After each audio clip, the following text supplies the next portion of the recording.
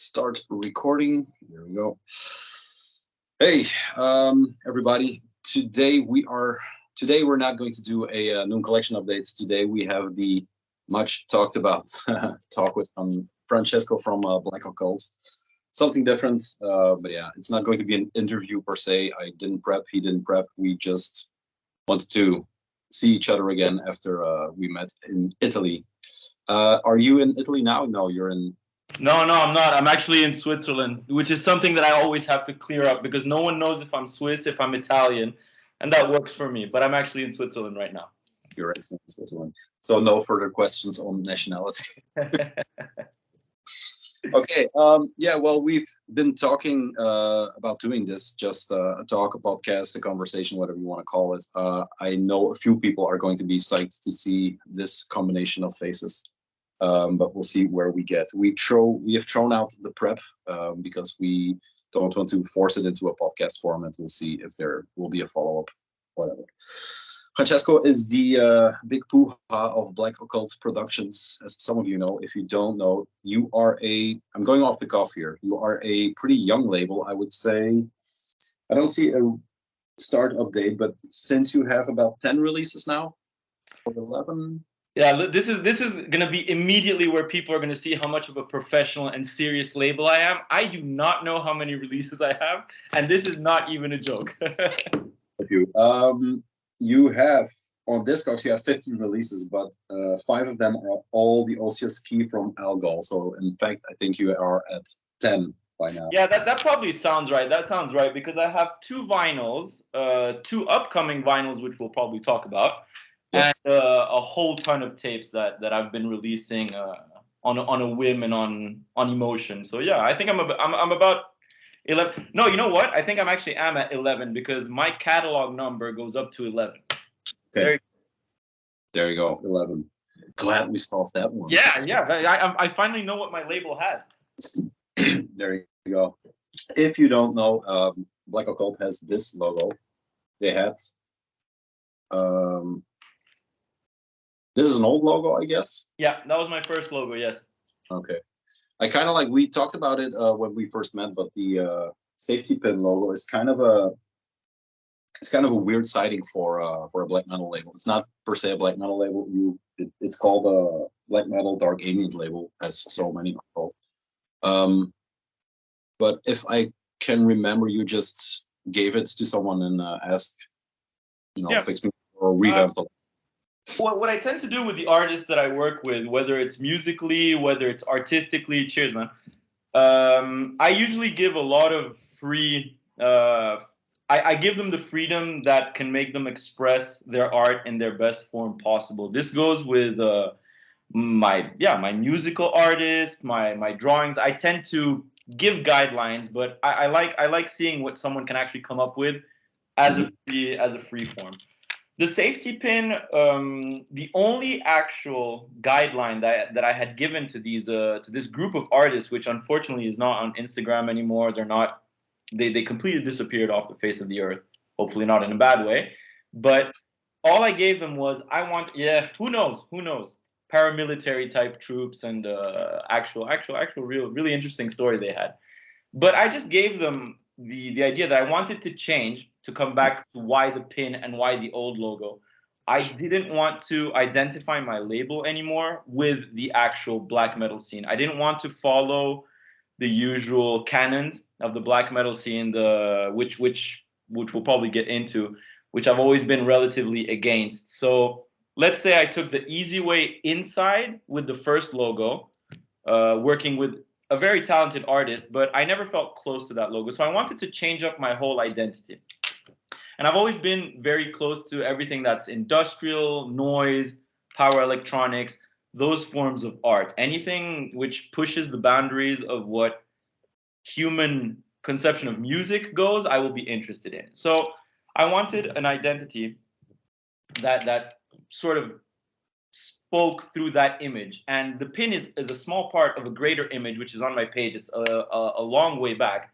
But it was a flyer that really called what I tend to go with power electronics aesthetic, if we want to put it simply.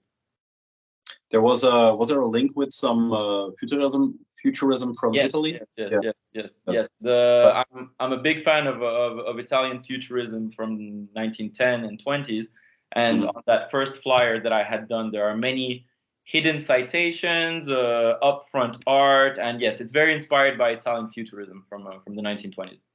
Yeah, there's a group of people that really push boundaries within an art form that was already pushing boundaries. Exactly. Episode 2, we can do it. Yeah, so other releases, mostly tape releases. I have 5, I noticed, but let's not jump the gun. I actually got aware of the label because I think of the ASKE, the ASKE. It has been because I only have the re-release from Phantom Lore, this one. Yep. The slipcase. But where we first met was at the ASKE festival, which was completely by chance. Actually, I think I got in contact with Luke because he was one of the people posting up the flyer or the post to see if someone was going, because it looked like nobody was going. And he said, "Yeah, we're coming up with Francesco." Correction. Nobody wanted people to know that they were going because a lot of people were there. Yeah, that's true. Well, a lot is a lot, but yeah, that's true. It was a hush operation that I don't know if it's necessary to do all the precautions, but yeah, maybe. It was a bit overkill, but it was fun. It was actually that beginning, that entrance to the actual concert and what we had to do. That was straight out of a documentary, and I found that hilarious. I do understand why they did it. Yeah. Which I unfortunately doubt is something we can talk about on the episode, but I know why they did it. But to someone who wasn't aware, must have seemed like a whole trip. That was something funny, yeah. It seemed like a treasure search. Yeah. Middle of a park in Turin, and I'm from Turin, and I had no idea where that area was. Oh, okay. I was just going, I'm like, we're in the middle of a park in an industrial area. There are 2 people over there in the dark. Doesn't look like there's a concert hall here. What's going to happen? Are we going to get out alive? And then it went well. I wrote a piece for the new Era magazine that's coming out now, so Yeah. I don't be too redundant. But me and Christkiller were walking around in the neighborhood because it was at the parking structure that you had to be. But we were at the other side of the road, and there was this overpass where 3 people were standing in the dark, but between treetops, I guess. So I was saying to him, that has to be them. I mean, 3 people in the dark, shrouded in darkness. So I, in my most positive mood, went up the stairs, and I was like, "Hey guys," and they were like, "Hey." I'm like, "I'm here for the festival." And they were like, "You want to buy drugs?" I'm like, "Oh." So it actually wasn't people from the. No, that's what I said. That was I wrote it down. That was the most sketchy. Oh shit. All in all, it was a very fun weekend. It got a lot of shit got canceled, but I thank you then. I'll thank you again for 1,000 times. You kind of made the weekend for me, and I think for a lot of other people.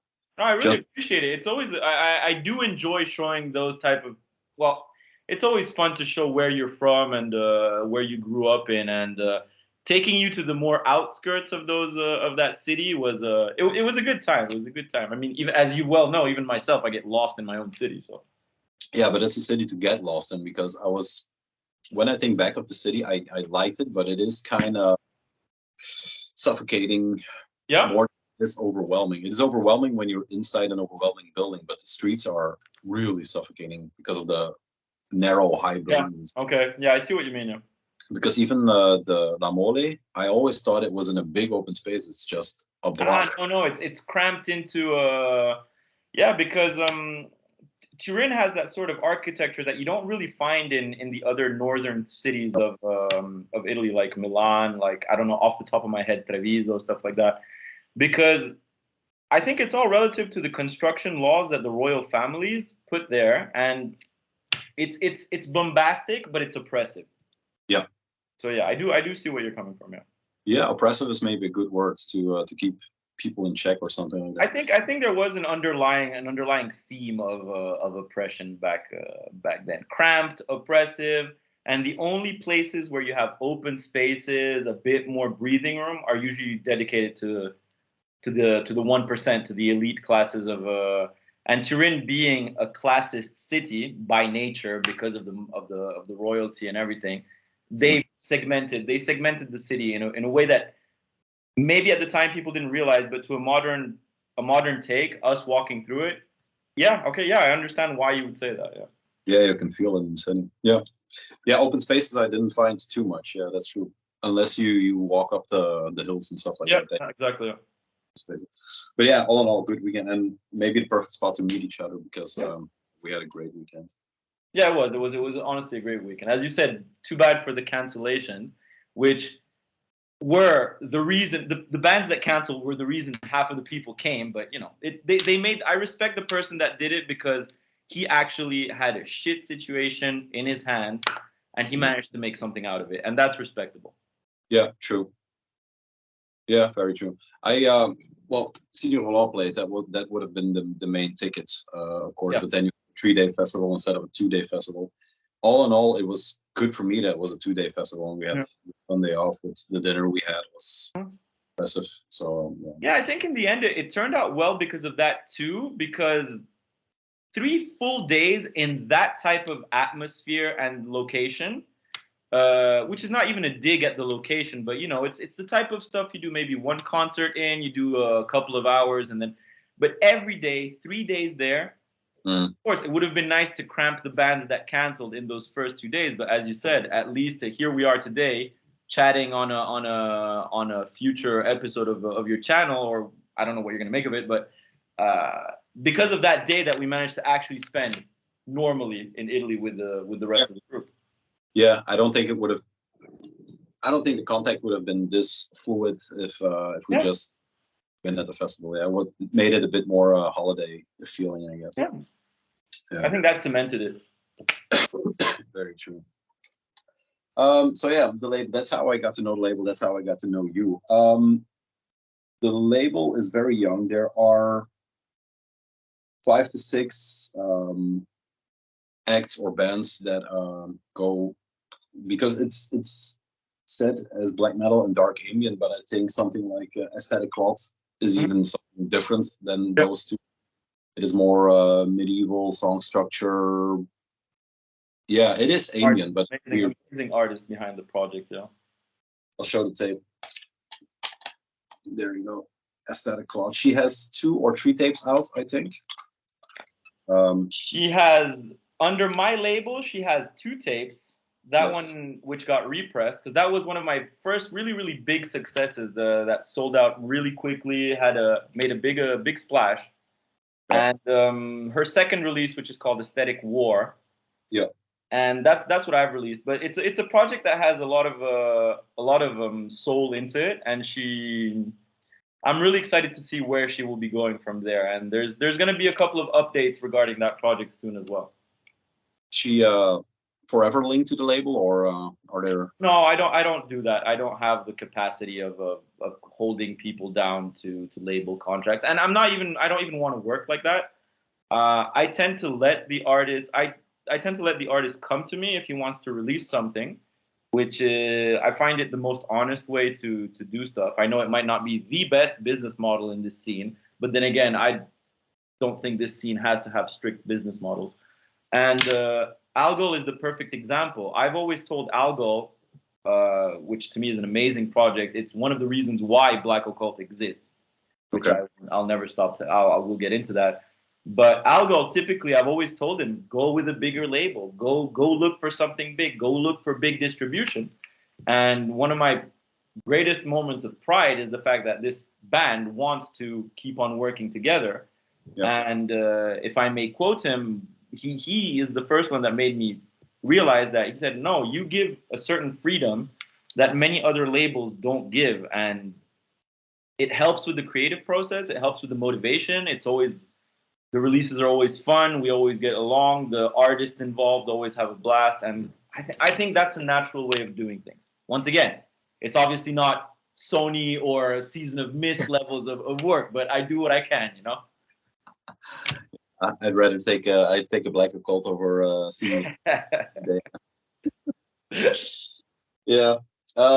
So yeah, the Algol. Let's start there. That was the origin of the label. You got in contact with them or him because it's mainly solo projects you are doing apart from Walachia maybe, and I guess you want to talk about Walachia? Okay. I want to finish there maybe. yeah. Okay. All right. Okay. Yeah, I tend to do solo projects because I'm not going to pretend there's a reason behind it or a particular logic. It's just that as an initial entry in the market for them and for myself, it tends to be that. It tends to be solo projects trying to put their music out. It tends to be solo projects which maybe don't have the marketing or resources behind them to ship out their demos to. So I try to be a vehicle into the scene for them. So, yeah. And Algol typically, yeah, Algol is you could say he's my main artist. But again, he's not signed to my label. He's not held down to my label. It's a really homogeneous, natural way of doing things. Okay. Well, I think that's the only way of doing things. Even when you work with a band, there's always a point man, so it feels like you're working with a solo project. There's always a point man that kind of decides these things or keeps contact with the label. So it doesn't matter, I don't think so. But, there are a few more that I have. Let's talk about this one first. The Ludwigism. Yeah. There are 2 tapes on here. I have the Reverse for Dark Hilltops. Oh, Roars from Dark Hilltops, yeah. Yes, and then I have Magic and War. Yeah. There is not too much to find about this one. Algol has kind of a bigger output, is more labels released. This is another solo project, but yeah, there's not much going before him. Not that that's put in wrong. There's not much to find about this project. Yeah, and that's a very conscious thing that he's doing. That's a very conscious thing. So Ludwig starts off actually as a spray painter, as a tagger. On his page, he's what I would tend to call an all-round artist, and he's my I don't play favorites with my label at all, but if there is a project that I really, really feel close to and that I really, really cherish, is him. Because knowing the person behind this project, knowing his all his past and present and future endeavors that he wants to do, is one of the rare people that I can actually call a complete artist. He has an amazing sense of visual arts, an amazing sense of literature. His music is, so typically he's... you could categorize him in a more experimental, ambient, power electronics. So not all out noise, not all out fuzz. It's very conceptual. And what I find extremely interesting is that all of his albums are concepts. So it's not just freeform. He has a story behind them, and he puts a ton of feeling. And in movies, you'd even go as far as saying it's practically method acting in music, which I find. Every time he sends me stuff, it's one of the rare things, because I'm very critical about music. It's also my meme, but it also comes from a very real position where I'm becoming very tired of most of black metal, of most of the extreme music scene. So it's very rare that something actually manages to pluck at my chords. And Ludwigism, with what he does, especially with Magic and War, which is an amazing release. Yeah, he keeps my interest alive. He actually piques my interest, and it's always a voyage with him, and that's something that I tend to look for in the music I release. I want it to have meaning. And I know everyone will tell you this. Everyone will tell you it's like, oh, I want to release artists with meaning. I want to release artists with soul. It's not true. They're going to release artists because they sell. They're going to release artists because the image is good, because the money is good, and because they know they're going to sell They're going to be able to put the sold out sticker on their 15 press releases. I'm going to start shooting live bullets soon, but we'll get there. But typically, I want a story behind my artist. I really, really do want a story behind my artist. And every single one that I've released up till now, whether it's Algol in his own way, whether it's Ludwig in his own way, whether it's Aesthetic Clock, I've also done a Lung Toucher release. Just lately, I've released a noise project called Urkraft, which, again, another concept, another conceptual musical voyage. I want something.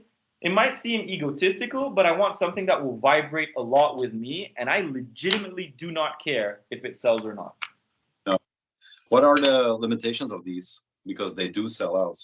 They do, and which is once again, yeah, I'm gonna toot my own horn. I hope it's also because the quality is the main part, and I hope Black Occult helps them sell out as well as a name, because we're not gonna lie to ourselves. We gotta pump the marketing a bit.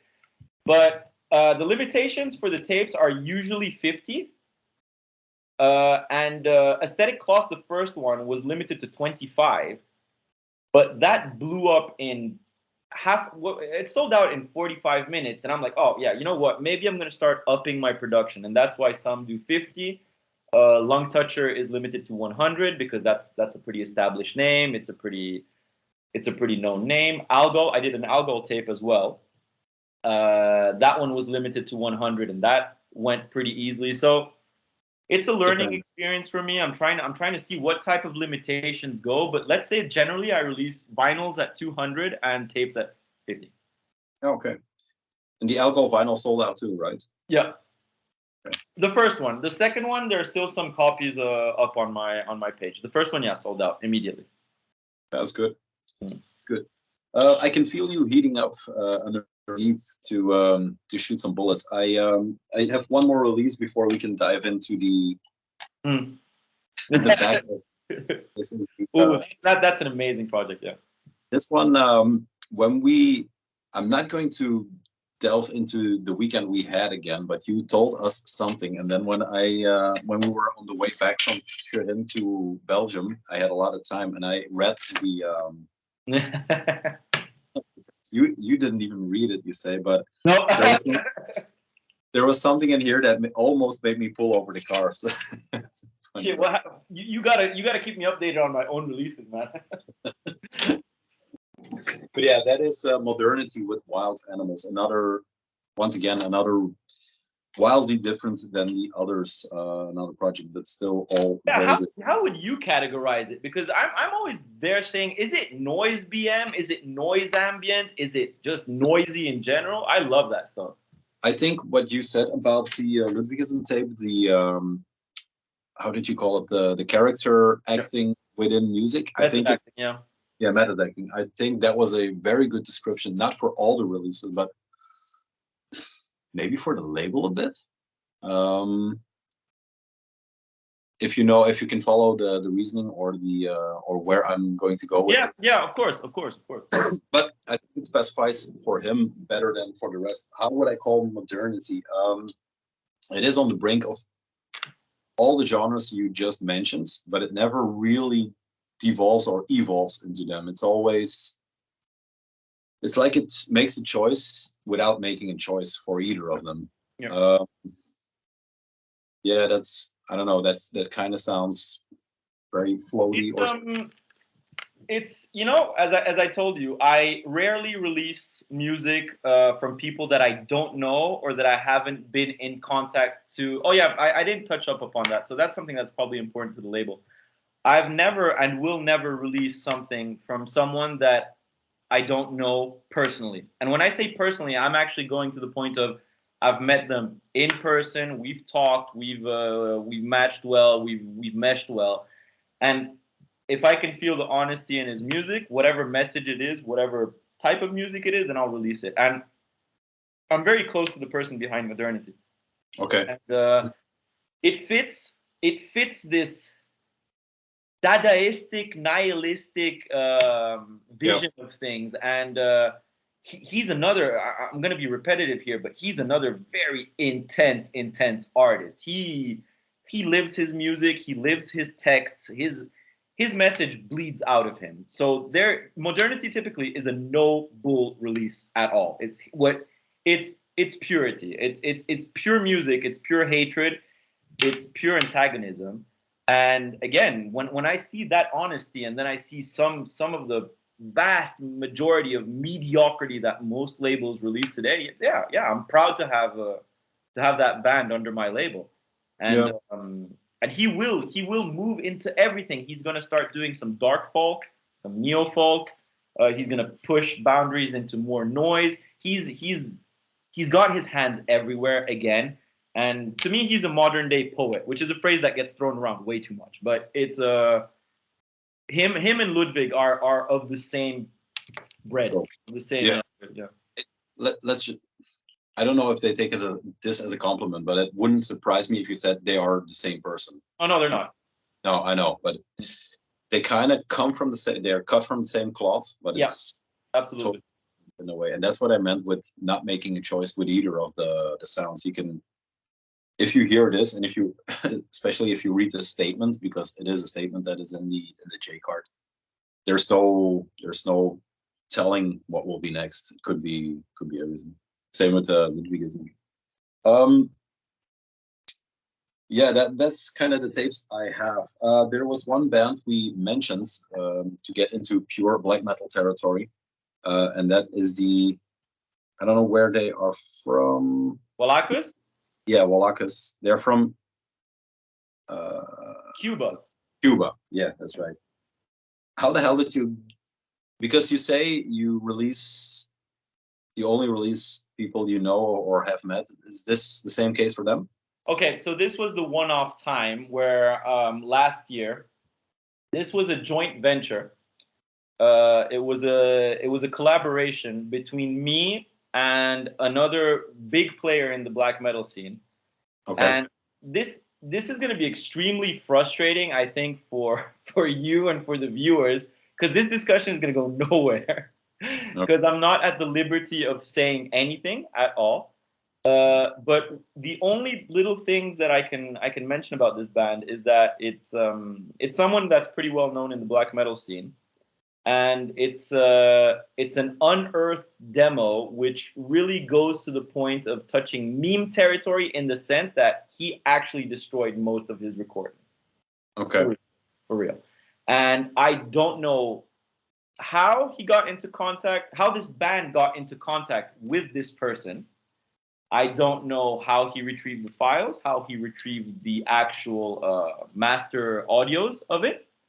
I think if you check on my Discogs page, there's a pretty well-known collector who made a comment either on the YouTube or on the Discogs saying it's like, I cannot find any recording of this band nowhere on the internet. How is it possible? All I'm going to say is that it's possible. It's you can also find it as a way of trying out another method acting experiment to see how people will react on how things were actually done in the 90s. Okay. Because as much as my skincare routine saves me, I am 38. So I have been at the tail end towards the end of the tape trading scene, the CD trading scene. And if you had you know what I'm talking about. Like the amount of bands that just completely went unnoticed, unheard, untapped, nowhere, because maybe they recorded one demo and they passed it on to 5 friends, and these 5 friends dubbed it and they passed it on. This is this type of situation. Of course. So it was an experiment in trying out how were things done when black metal was born, or at least when what people call first wave of black metal was born, the whole tape trading and stuff like that. Yeah. Because I don't even have the masters in MP3 format. We dubbed tape from tape. Oh, seriously? There's no MP3 format. Okay. Well, that's interesting. Well, knowing my background and then what I talk about, this is one of the most interesting tapes on the label, just because there is no info. But yeah, and kind of the picture alone kind of took me, and the fact that they are from Cuba. I don't know too many black metal bands from Cuba. I mean, even honestly, I would not be able to tell you another black metal band from Cuba at all. I have no idea. And the way this band comes from a country with such an opposite sensation of music, I know we can't really generalize these type of things because everything can go, but would you honestly expect in the early 90s? So in the early 90s, the black metal was really anchored in the roots of the countries that it was produced in.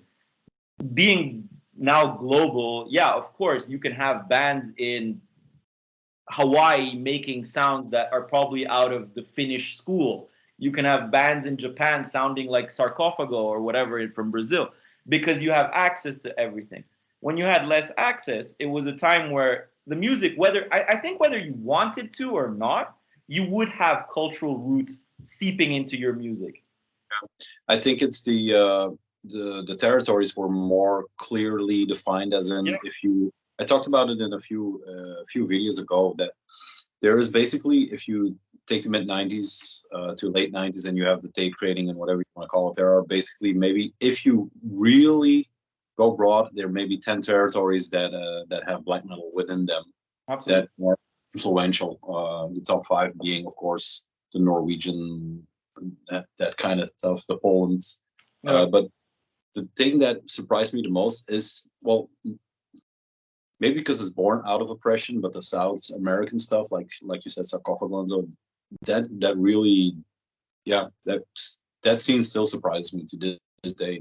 That scene is unique. That is one of the rare scenes that you can actually say is unique because of the climate around it. That's the thing. It's, to me, I will always be fascinated by the South American scene of the late 80s and the early 90s, because once again, I'm not going to pretend I'm an expert anymore, so I don't know what bands are coming out from South America right now.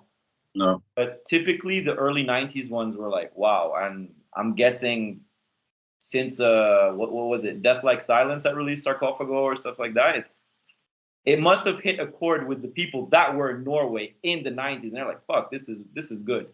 Yeah, I can't imagine being a youngster in a cabin filled with snow and then getting Sarcophago blasted into your face. Just yeah, and that's to come around to Walachia. It's from 1991. Yeah, and the sound is insane. And but I haven't heard it, so I'm just going by pictures. Would you even believe me if I told you I don't even have a tape? Would you believe me? Yes, because you sold everything, you idiot. Exactly. I'm probably the only label that actually is missing some of his own releases and has to buy them off of Discog. I don't have the Algol tape. I don't have Aesthetic War. I do have that one. but yeah, no, it's because it's about your balls.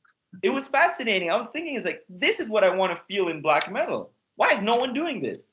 Yeah. Are we being preposterous in expecting people to be able to do it? Is it just not possible anymore? Because that's a question I always ask myself. Is it actually possible anymore? But what's the question you're proposing? Is it possible to make music like this or to re-release stuff like this? Is it possible to shock someone to the core, to the point where this person who's listening to your band is telling himself, how the hell is someone, a 16-year-old youngster in an impoverished country, I'm not saying Cuba in this, but off the top of my head, maybe let's take a random example. Mm-hmm. Maybe there's a black metal band in an antiquated city in Peru where they barely have running water, and this group of youngsters will make something that will be so legitimately hateful and communicative that it will shock you to the core. So once again, yeah, sure, of course, people are going to be like, oh, it's so easy to talk about this. These are banal talking points, but okay, fine, sure. Because every now and then I talk about it to some of the older heads. It's like, are you still shocked by something? Are you still genuinely moved by something? And when they are, it's usually from the places you least expect the music to come from. Yeah, I think the only way that can happen is that something like a tape trading scene would re-emerge, and then you find it like that. I do find tapes here and there that but to call them shocking, no, I don't know. But yeah, and people will start saying, "Oh, you're just an elitist. Oh, you're just I don't know. I don't know why people use those terms." It's like, no, but I have the right to say I'm bored. You know, I'm not imposing it on anyone. I'm not staying in the scene or buying stuff against my own will. It's just a pretty boring scene. You want me to throw it out there? I'm gonna say it's a pretty boring scene. I kind of got the realization too that if we're going to go that route, I've been, let's say I've been buying raw black metal since 2015, 2016 with the event that I got to know Reverse Homage, stuff like that. Yeah. Was I shocked? No. But was I shocked? Yes, because it was back to that crappy, I don't even know what I was listening to, but if you were listening to something like Wolves in the Throne Room and even Black Cascade, which is still one of my favorite records, it's very oppressive, very whatever you want to call it. But if you then go back to something like Reverse Homage, yes, that was kind of a shock for me. Okay. Did you have any contact before 2015 with black metal? I think my journey kind of started in 2012, but definitely not when tape trading was going on. Sure. I come from a punk and hardcore background.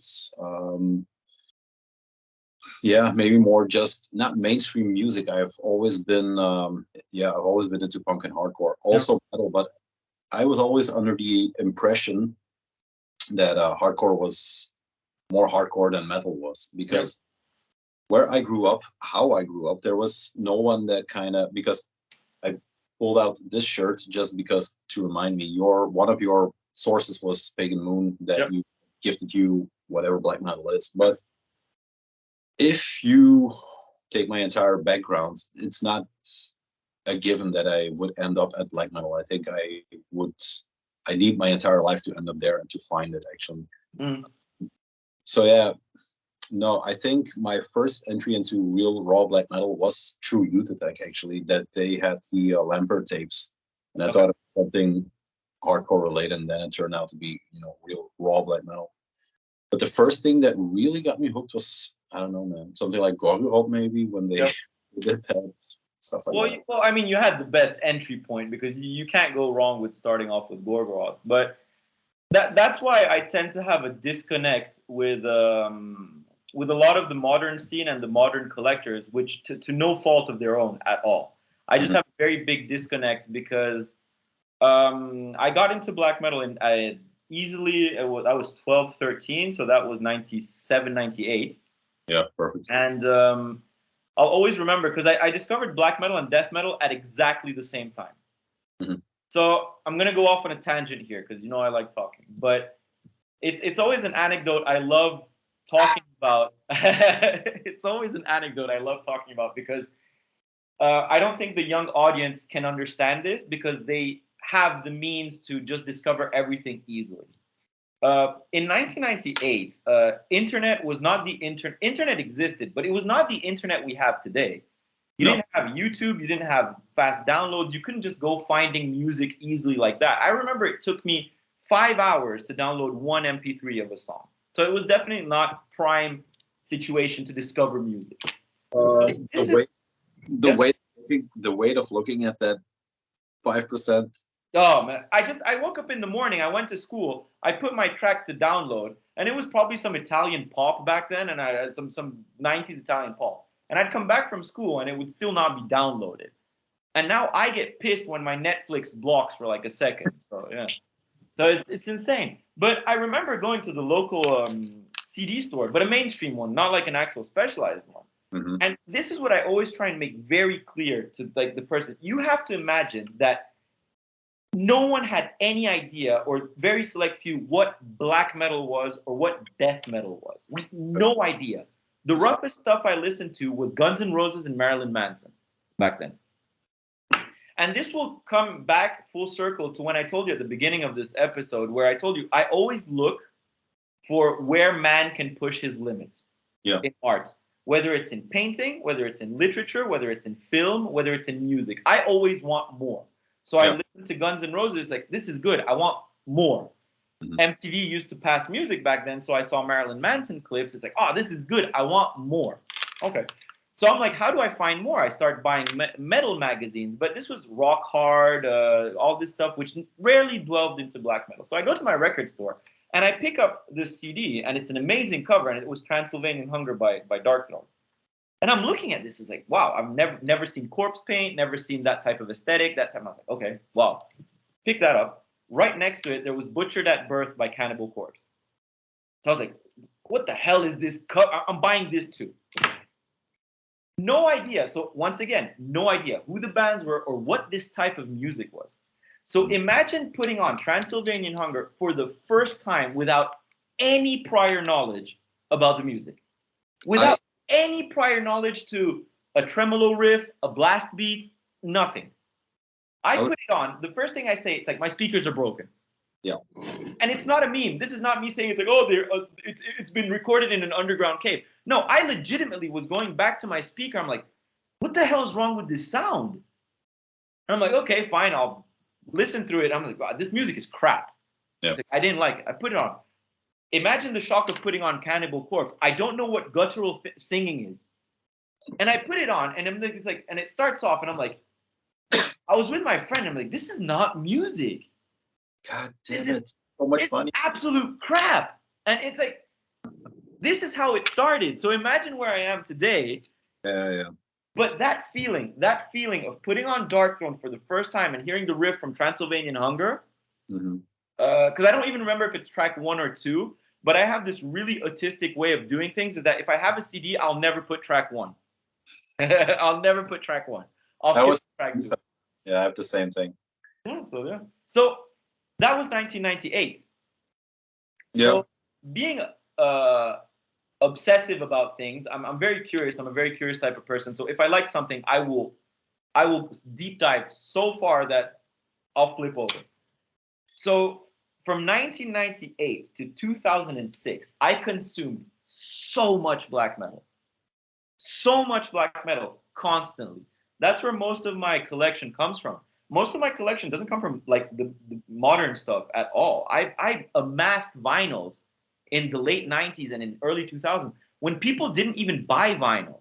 No.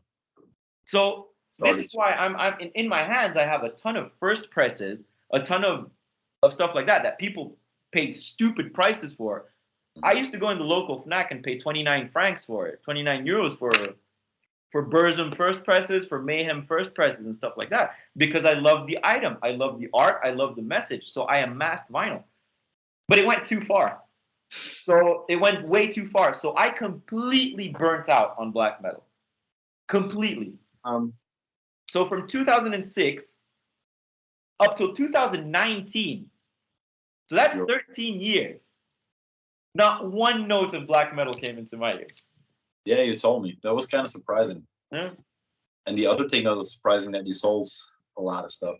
Yeah. That was really stupid. That was so stupid. Oh my god. That's episode 2. But that's where I was going with the narrative. I've been collecting raw black metal, or investing into raw black metal, since 2015, 2016. But I uttered it in without even thinking about it. I just vomited it out that I am done. I can't follow the new labels, because if we're talking about new labels, if we're talking about black metal in 2000, what are we, 23, we have to talk about the social media side of things. Yep. We have to talk about the incredible stupid beef that all these people are having with each other, the meme accounts, the entire thing. And that's where Black Occult also lives in. Yep. In my opinion, dominates. Thank you. People are going to love hearing that, man. People can suck my A. Exactly. Dominates is maybe a big word, but you play with a sort of aesthetic that leads very heavy into, can I say, the right side of things? Yeah. I'm not sure if you are 100% tongue-in-cheek or real with it. It doesn't matter for me, actually, but it is a big part of the label, or you as the... I'm talking to Francesco, but I was actually meaning to talk about Mr. Black Occult. There's a difference between the two, I assume, because one, it's gone that far that I think they're bleeding into each other, of course, but where what is my question in this? My intentional idea was that I was fed up with investing into the whatever black metal has become now, and I'm just going back buying records that I want to hear, instead of just supporting labels for just support. Which is the way to do things, quite honestly. But too, it has just become, I mean, everyone and his grandmother has a black metal label now that's pushing black and white records at a speed that old man can follow. And believe me, I tried. So as to that, where is Black Occult situated in this world? Because you're trying to do something different. You are not, because a lot of people are hiding in the social media shadows a bit, or I don't know, there's a lot of, everybody's putting runes on everything, and everybody's leaning into that, because I think right-wing imagery sells. I can name a few labels, but I think Well, I'm gonna go off. You have no idea. I'm gonna let you finish, but I'm gonna go off, and you're gonna have. I don't know if you have to bleep shit. I wasn't planning on. I'm gonna keep my vocabulary simple, but I'm gonna go off on one of what I think is the most stupid, retarded aspect in black metal today. But I'm sorry, I cut you off. I'll let you finish. Sorry about that. I think that's where my questioning was going.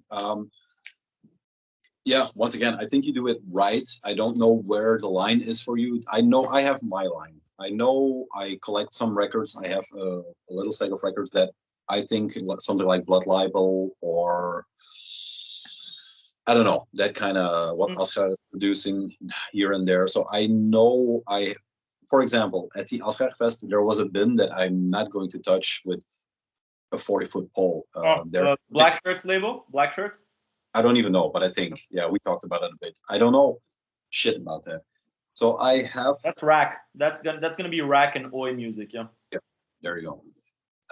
I have a line I drew in the sand for me a long time ago. Music-wise, political-wise, I don't give a shit about politics, but I know where I'm situated. That's what I want to say.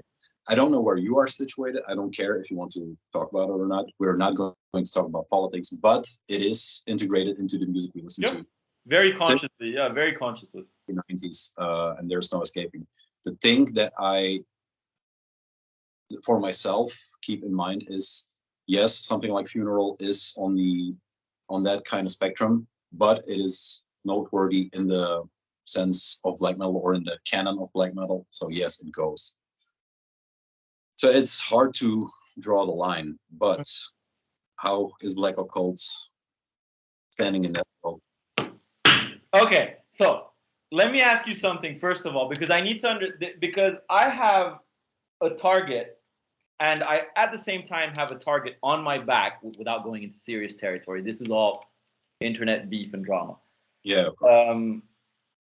As you probably followed, I'm very vocal into the American scene.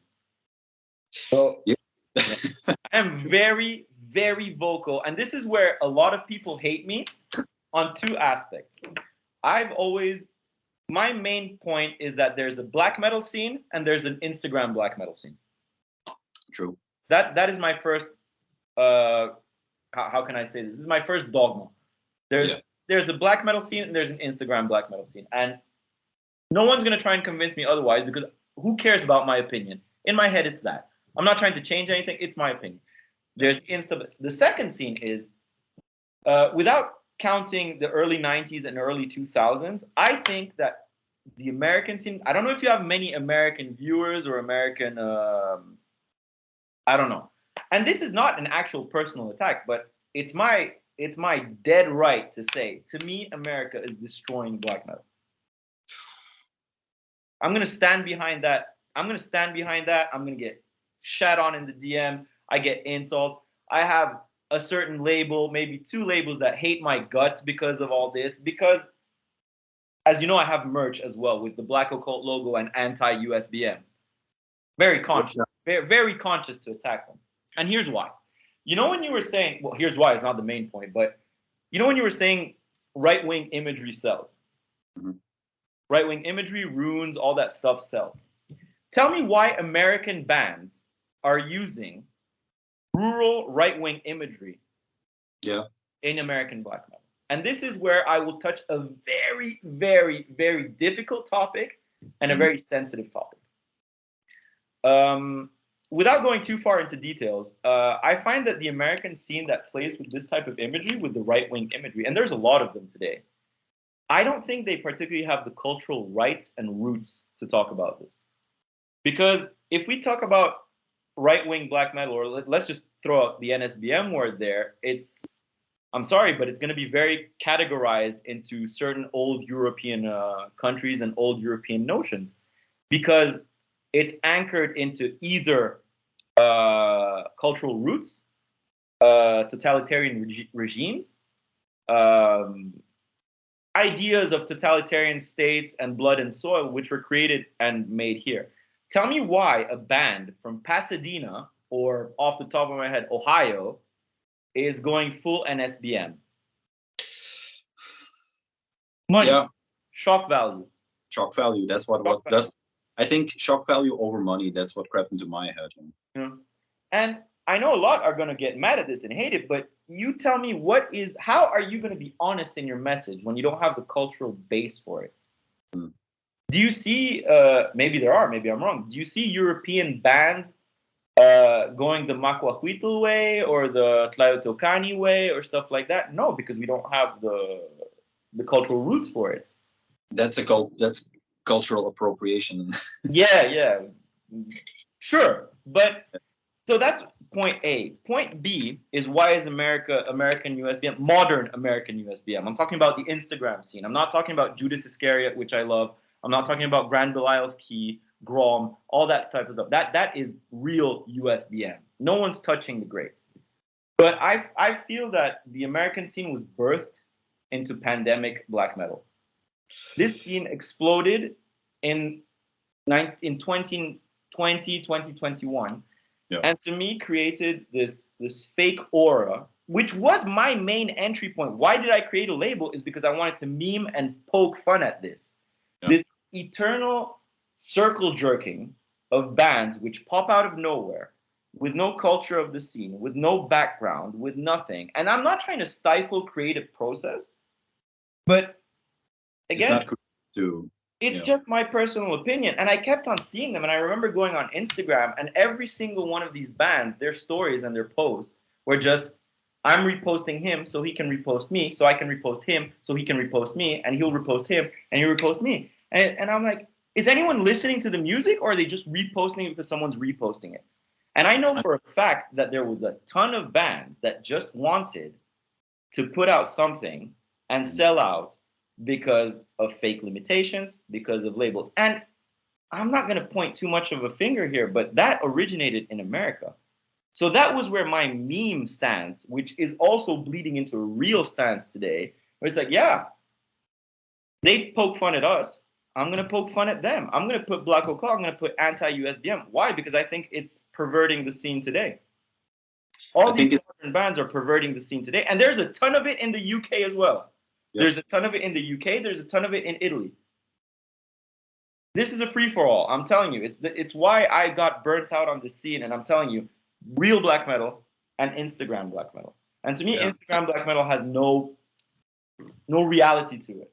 I think it's good for you or we made the dissection as a first point to differentiate between real and internet, because I think that's what put me off too. And knowing what I do, I'm very vocal on social media, very vocal on YouTube, but there was nothing to grasp or to, in the end, there was nothing more to talk about. It was just black and white demo after going into a full that is basically still nothing.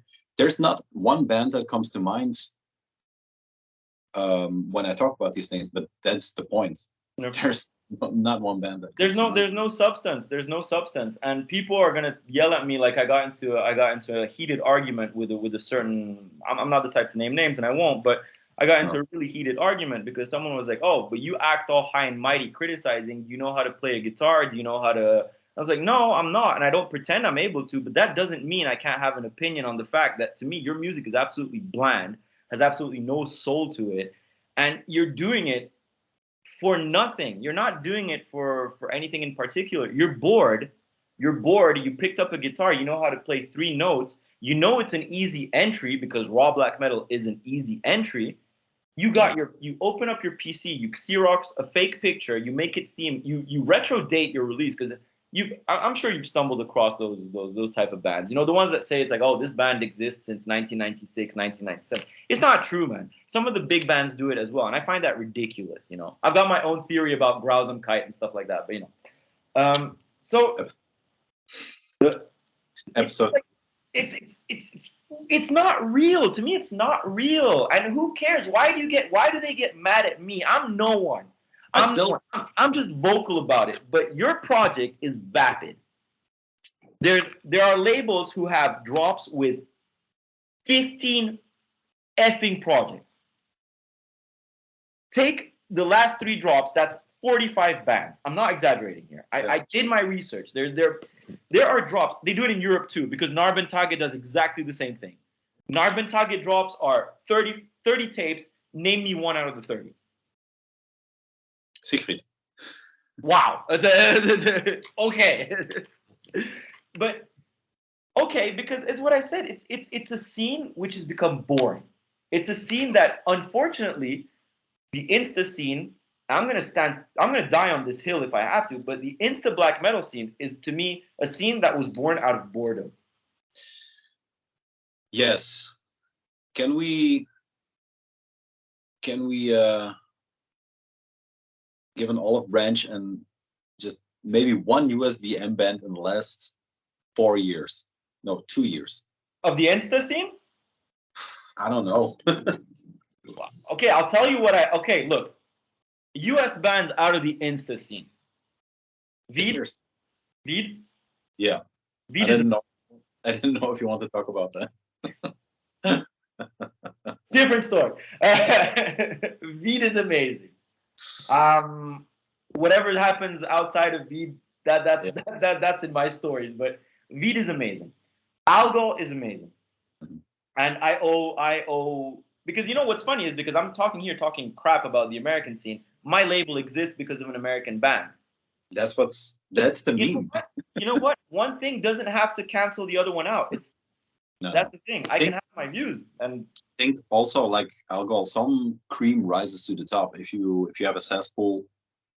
And I'm not taking the hard stance you are taking, because I can think of something like, I don't want to regurgitate reverse homage all the time, but that is a label that maybe not all the later stuff, because they're up to maybe reverse homage the ones that do Piss Moon. No, that's Atrocity Altar. That's Atrocity Altar. Yeah.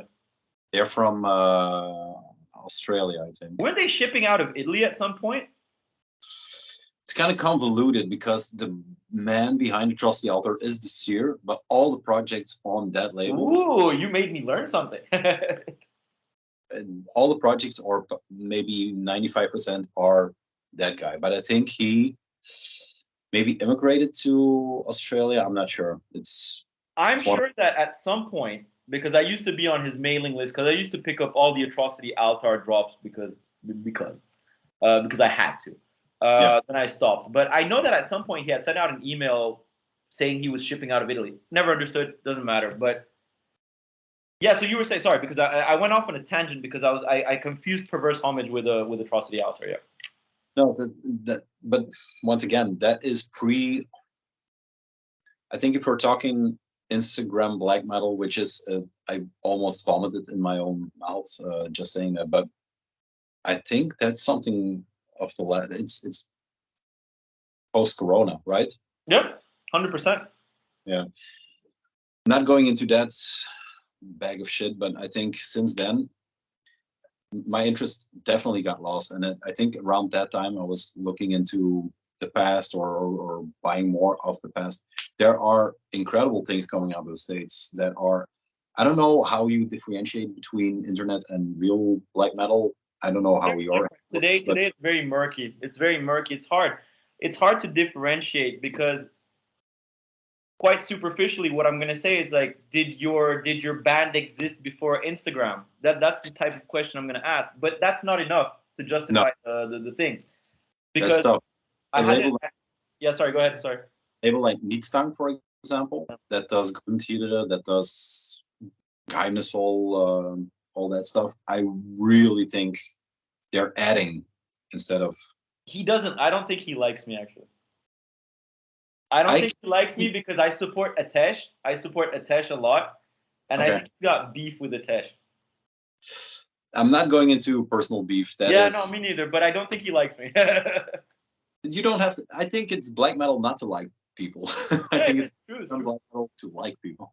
It is. It's true. It's true. That's always a question for me. I don't care anymore because I'm past 40. But yeah, if you like me or not, I'm setting my ways. The channel is what. This is the amount I give with the hate DMs. But a thing popped into my mind about the American scene. There is this circle but the Blood and Crescent guys are from America, right? Yeah, in Brooklyn. Yeah. They're doing things right. I honestly respect what they're doing. I think the thing is people are gatekeeping is coming up a lot lately. I think what we need to have is blinders. Yeah, probably. Yeah. Put on blinders and then keep the focus on, I don't know, if it's basically if you like something, you like something. If you don't like it, you don't like it. I think it's a sign of the times. I think this will eventually die out. My opinion is that the whole bubble of Reddit beef, Instagram beef, it's gonna eventually die out. I talked to someone last week and I mentioned that I have never been to Reddit once. I never typed www.reddit.com. Oh, you should. You know why? Maybe I should look up myself. Reddit is amazing because you have to go on the RABM threads. Because to me, the RABM Reddit is, you never know.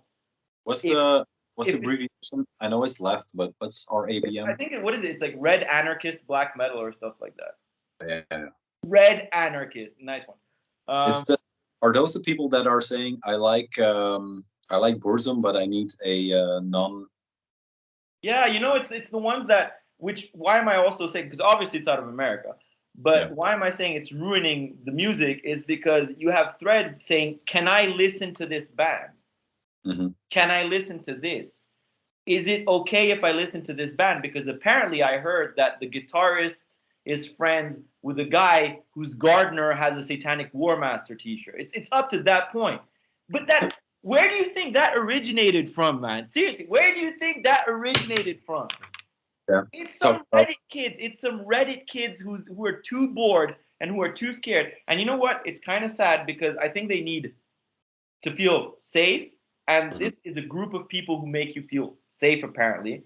And it's ruining music. I kind of remember a list that was made.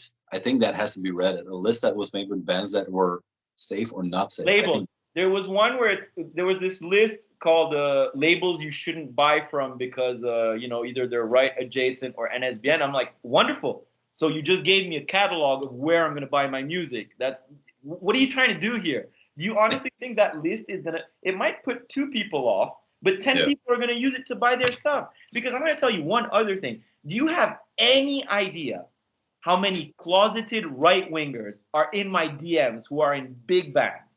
Not big bands, in bands on the Instagram scene. I can only imagine. The problem is I follow it with open eyes, but it's something that is, in Dutch we say the ver van mijn bed show, the far off my bed show, because it's, I mean, talking to you in Italy for 5 minutes kind of opened my eyes to a world that kind of made me regret that I was there, but for a bunch of other reasons, I was so glad I was there. It has been interwoven into what black metal is since the very start. I mean, I'm not going to say that the first wave was into NSBM, but some of my favorite bands are NSBM, and I have a hard time kind of convincing myself that it's okay, but I have a very hard stance on that subject. I was talking about it to my friends, my close friend. It's like, I don't know if I'm going to go to that point. It's nothing particularly bad that I'm going to say, but it's a very, very problematic point. Because I'm going to say something. I'm not going to develop it particularly because, once again, if we start developing personal opinions into let's say manifestos or anything, it's not worth it. But my third point, which I was debating on whether talking about it or not, my third point, which I firmly believe in, is that in today's scene, the only remaining black metal that I find honest is NSBM.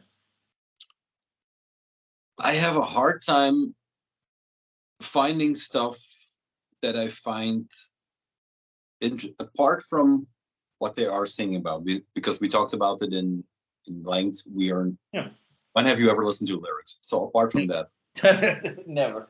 The fierceness and I almost have to say that true black metal is in that segment of the. Absolutely. I don't know how you can sing about yeah, I don't know. I don't know. But I don't want. I don't want what's going on in SBM. those forums. It's what's going on in those forums, because just if you take a step back and you look at the message that's being shown, is that we are all here talking about how black metal is supposed to be hatred and evil and stuff like that. So you tell me the logic behind inclusive black metal. You tell me why a band like ASKE has to start becoming vocal about being inclusive about everyone.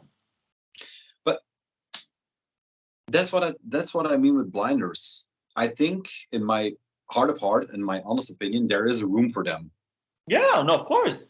Let's call it a vendetta record scene. Let's call it whatever you want. There is a room. It's up to us if you want to listen to it. And I have to be honest to myself. I haven't heard a note of ASKE. Not the first, not the last. It's good music. It's actual good music. That's the dichotomy between why don't I go to that? But I'm going to tell you that ASKE is good music. Take someone off of the RABM threads. Ask him if he likes a Branicald album. That's probably. If do you want to play with what rules? What rules do you want to play with? Because I agree with you that there's space for that scene. Mm-hmm. The unfortunate truth is that that scene, the main subject of that scene is let's reclaim black metal. Yeah. So I don't care if you listen to RABM. I don't care. It's you're right. I grew up in a scene in Europe because this is something that people can't seem to tolerate. But I'm sorry, but in Europe, people generally don't care if you're NSBM or they don't care. Concerts are a mix of everything. Unless you go to very particular concerts, it's a mix of everything. We were at a Mayhem and Emperor concert, and there were people with Der Stürmer shirts, and there were people with Wolves in the Throne Room shirt. There were punks. There were skins. No one gave a damn. No. And I grew up with that. Geneva was the same thing. There was a heavy metal bar where you had skins, where you had NSBMers, where you had art. No one cares. The problem is that today, to join what you were saying about there is a space, of course there is. But the problem is that space wants to reclaim black metal. But the word reclaim means you're taking it back. But taking it back to what? When the first bands were practically NSBM. And from who, yeah. I think the problem is with that statement. There's nothing to reclaim. It's not yours. There's nothing to reclaim. But why are we usually the ones on this political spectrum? Yeah. Why are we generally the ones that say it's like, do whatever the hell you want. Listen to whatever the hell you want. In my honest opinion, I think the seesaw has gone over in the sense that the left has become more extreme than the right. And I'm not talking about the two very far extremes. Well, yeah, we're not talking about it. Just the normal.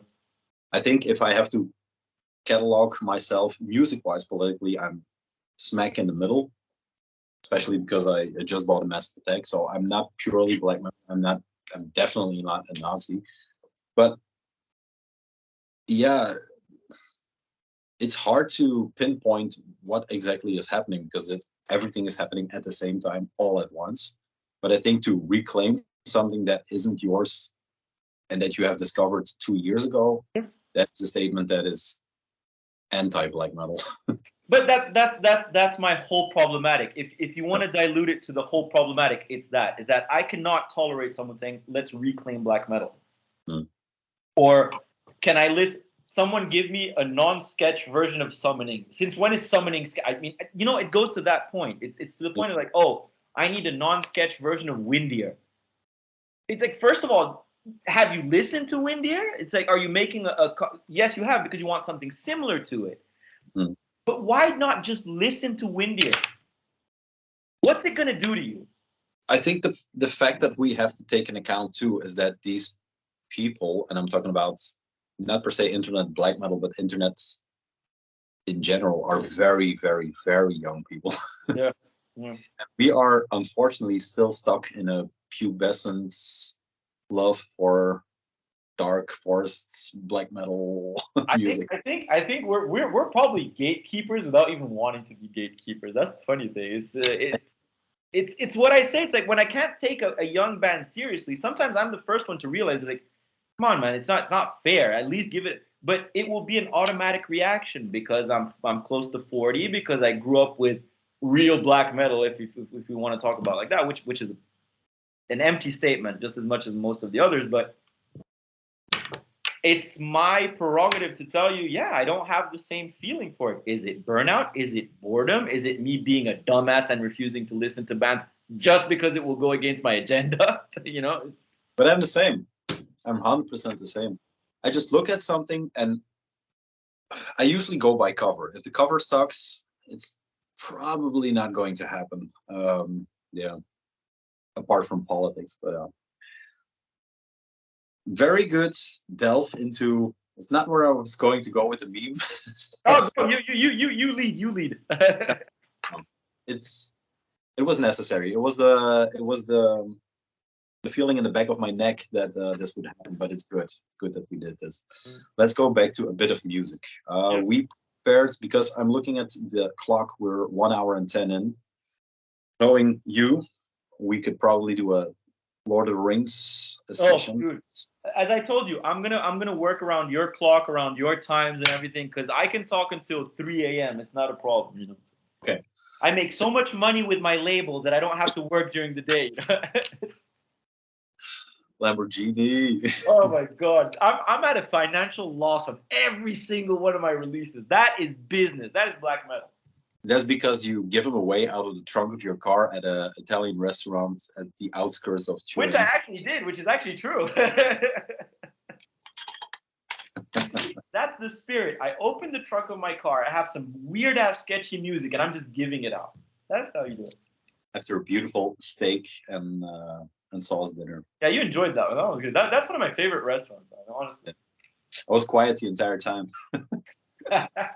Enjoy. Quiet the entire time. Since this is the introduction to, I think maybe 2 or 3 people really enjoyed the last half hour. I know we'll get some comments, but who cares? This is the introduction to Black Occult. So I asked you to pick, I don't know, 5 records that are important. I like to see people's. I don't have a clue what your collection is like, so 5 releases that we can talk about that kind of link up Black Occult. So do you want, because I have a couple of things here. So do you want to see what to me made the label, or do you want to see what I like? Let's do made the label this time. Okay, because I wanted to shout him out, because once again, I'm never going to stop telling Algol made my label, because I created a persona, which is not, let me just quickly clear that up. Black Occult is never too far from Francesco. Okay. Black Occult is, that's what I get, a megaphone to Francesco's mouth, and he will go even. But it's just an evolution, a maximization of a personality. The amplification. So, the page was pretty big. Big is not a word. I'm not going to act all big, but the page already had maybe 4,000, 5,000 followers. I don't know why. Because, I memed a lot. I made stories a lot. And I remember that I was talking to the person behind Spider God, because Spider God is a good friend of mine. Do you consider internet or Instagram black metal? Who? Yeah, I'm not going to go there. Not going to go there. That's the very difficult thing for me, because when it's my personal friends, it's difficult. It's difficult. Let's just say he made some interesting, questionable choices, which... You fucking Swiss bastard. Yeah, I know, I'm neutral as fuck. I'm not, man, I'm not. But anyway, so the page was like 4,000 or 5,000 because of the persona, because, it's like, people enjoyed the clips, they had fun, they laughed. I have a couple of really sweet messages that I still have in my DM box. It's like, oh, I had a shit day, I watched your dumbass stories and I started laughing. Oh, yeah. I had that. You know what? To me, that was the main objective of Black Occult. Just it's like sounds like a Disney fairy tale, but so I had this page, and Algo was someone that I just talked to just naturally, just as a person. We rarely talked about. Of course, I listened to his project. I love what he did, and out of the blue, he told me, he said, "Oh, so do you want to release Forgotten Paths?" Yeah. And so this is it. This is the album that made the label. If you can see it well, it still had my old There we go. The old logo and his, and I think I don't even know what edition this is. Yeah, this is the rare one that I had limited to 25 copies and stuff like that. So this album is what you could say made my label. Okay. And I'm always gonna rep it because he really, I don't know how I would have started. I don't know who I would have released. I just threw myself in the game, and he gave me the means of doing it. That's how you got on my radar, actually. So, But did you find out with the Forgotten Paths or ASKE? Good question. Because then, obviously, then the second main release was the ASKE. This is the swamp green version. Well, this one already has my new logo.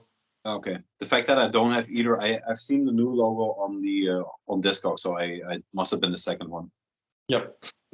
But so yeah, this it's something I'll always say. Algo made Black Occult, and I'm always gonna thank him for the trust, for everything. He made my label.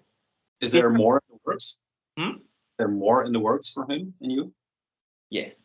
Yes. Yes. Without going into further detail. Sunday. We'll see what happens Sunday. Yeah. We'll see what happens Sunday. There's a really big announcement coming Sunday. Oh, okay. Yeah, because this I can say, I've decided to actually step up with the label, like honestly. So I'm upping my production on vinyls. I'm upping my production on tapes. I'm not doing one vinyl a year anymore. I'm going to aim to do 3. So, which is, yeah, people tend to forget. I don't do pre-orders. No. So I'm shelling out of my pocket and doing 600 vinyls. Yeah, Black Occult lifestyle, but I don't care. I mean, I'm fine with it because it's good music, it's good people, and I don't mind. I honestly, I'm not in it, and I have proof that I'm saying the truth. I'm not in it to make money at all. I don't care. I want to put out good stuff. I want to do good stuff. This band is amazing. It's gonna bang, and I'm at a loss on every single release. So there you go. Also, sport Sam. Yeah, it's insane. But if you wanted to see what albums pushed me into black metal, that's the next package is coming in normally. No, it's normal. Well, because I got your PayPal, so now I know your name. Yeah. So yeah, those are the 2 albums that made the label, and Ludwigism played a massive part as well. Okay. Ludwigism was the first project that really pushed my boundaries in terms of doing something apart from black metal. Yeah, this is not just a black metal. Yeah. And I have to also massively thank Lung Toucher. Lung Toucher is a UK yeah, exactly. Lung Toucher is a UK black metal band, and he had given me back then Tangled Divinations to release on Foolish Necromancy and Tangled Divinations, which I released on tape. And that again was really helpful. Was proof. It was my first tape. It was again someone reaching out to me. It's like, oh, I like what you're doing. Let's work together. Mm-hmm. Let's do this. And I got to know him way before, and it was a good.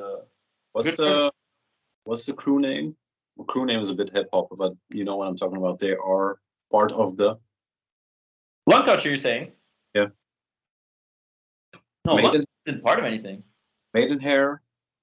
Oh yeah, well so there's Maidenhair, there's Lung Toucher, there's Avian White and stuff like that. But I don't know if they have an actual name for their crew. I'm not sure. I'm not 100% sure.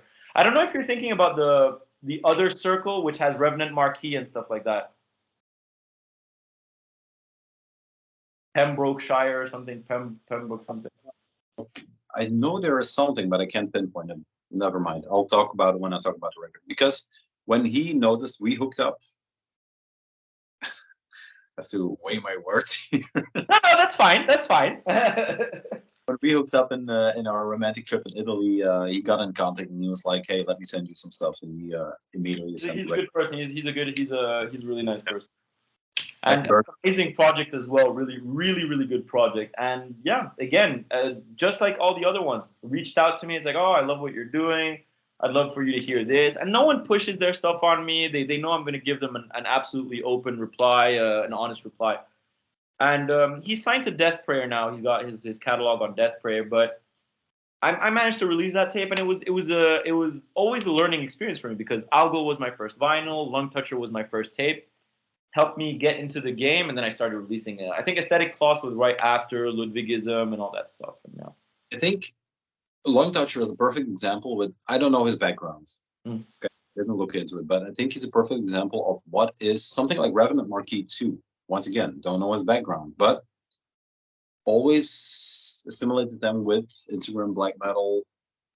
And that's not completely true, but those are the kind of bands that rise to the top, or that I'm not going to say I like everything all those bands do, but here and there are some gems. I know there are 3 bands that I will give, that I, from my extremely high position of decisioning in the black metal scene, there are 3 bands that I will give the absolute pass to, that are completely detaching themselves from this way of working through social media and everything and doing real music, and that is Lung Toucher,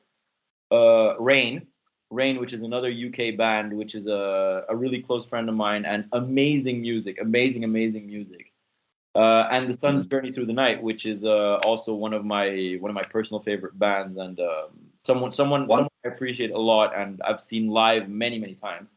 And these 3 bands, and it's funny because they're all from the UK, and the UK does have a scene which is trying to detach itself from all the social media stuff. Whether it's the Legion Blotan guys, which have nothing on social media and stuff. I don't even think they have a particular, So you have them. And then you have this newer school from the north, because Sun's Journey Through the Night is a bit up north. They're all around these very rural roots, which to me is such an amazing and vibrant base to actually make black metal, as soon as it's got that grim rural background to it. And those 3 bands, if someone asked me today, what bands from this scene that you're criticizing so much do you recommend? Yeah, I'd definitely say Lung Toucher, Rain, and The Sun's Journey Through the Night. And most of them don't even need an introduction anymore. I think they have an honest message and an honest take on the music. There's the olive branch. Yeah, there you go.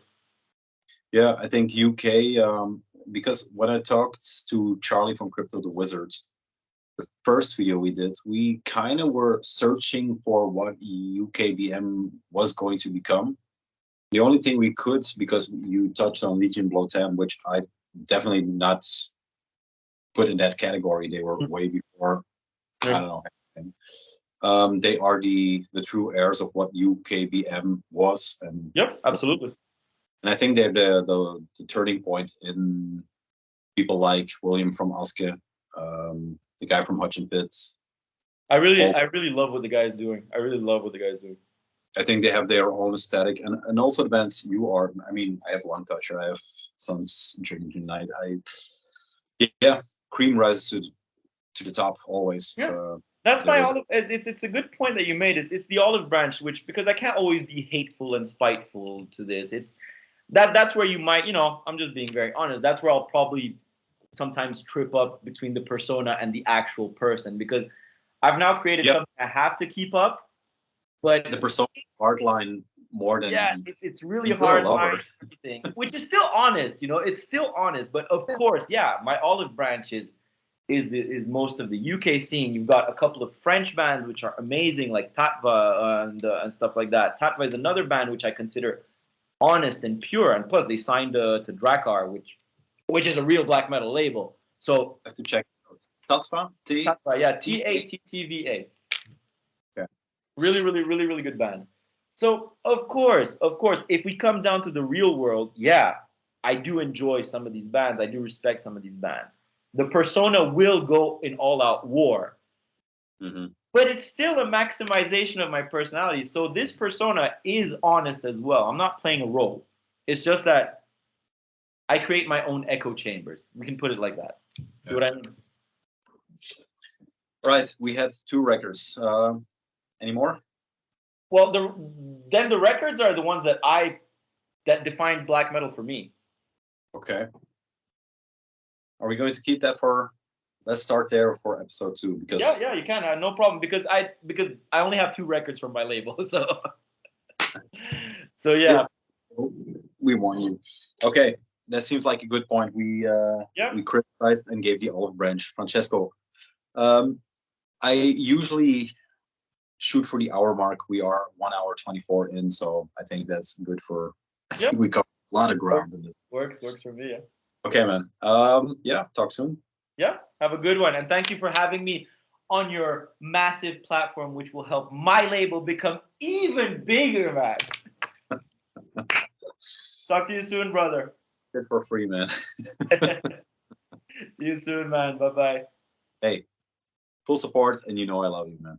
All the same, man. Love you too. See you. Ciao.